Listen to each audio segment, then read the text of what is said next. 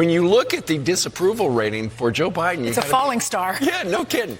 Right now, his disapproval with men is almost at a supermajority, 63%. About the same with voters under 45, Hispanic voters 60%.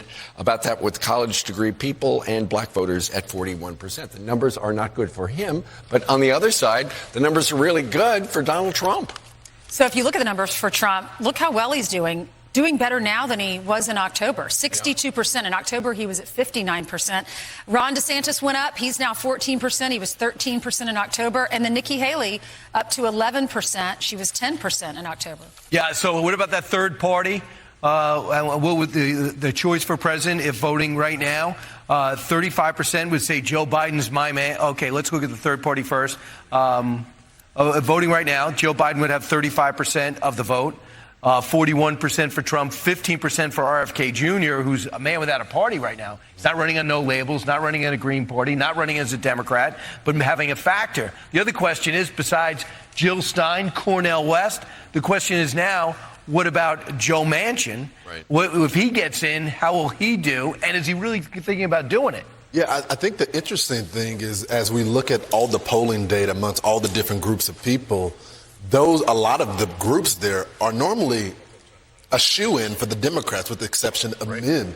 And it seems like the circumstances of those individuals is just not flying. And when you see the black residents in Chicago talking about the border, you see the Hispanic community saying they don't like the illegal immigration system because they did it the right way. The economy is affecting all these individuals. It just seems like to me, and I'll continue to say this, the typical identity politics way of doing things from the Democratic Party is not going to work. Right. Joe Manchin talked about the potential of him running, though. Let's watch. Just to clarify, just to put a fine point, I know you haven't made any decisions, but are you considering running for president? I will do anything I can to help my country. Is that a yes? And you're saying, does that mean you would consider it? Absolutely. Every American should consider.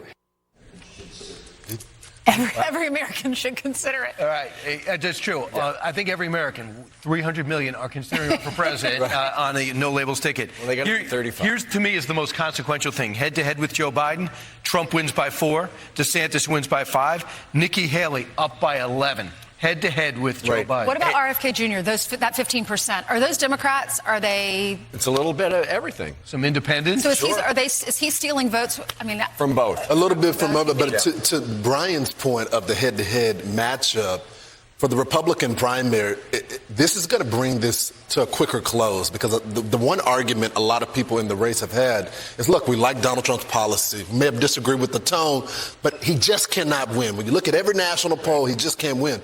Well, now we have the swing states poll, and now we have the head-to-head matchup, even with an independent, and he's winning.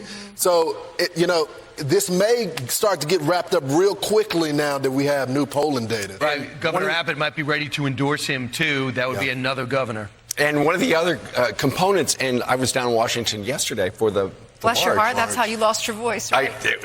It was kind of cold, and I was talking really loud. But, one of the things that is not working in Joe Biden's favor right now is his support for Israel. Yeah. Because there are a lot of people in his own party who are on the other side. And wait until the new polls come out that show that.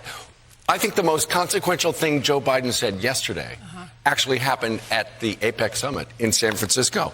Who was he talking about? Gavin Newsom. He said he's one hell of a governor.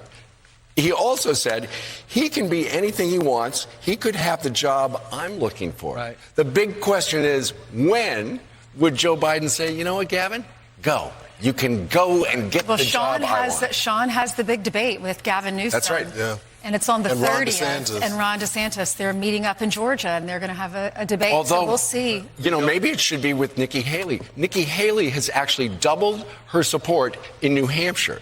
She is now, I think, at 18%, and Ron DeSantis is at 7%. Right. Well, the only thing falling as fast as Joe Biden's polls are Gavin Newsom in California. He may look the part, but the back of his baseball card is awful. And that's why Ron DeSantis has got a great shot to define himself by just looking at Gavin Newsom's record.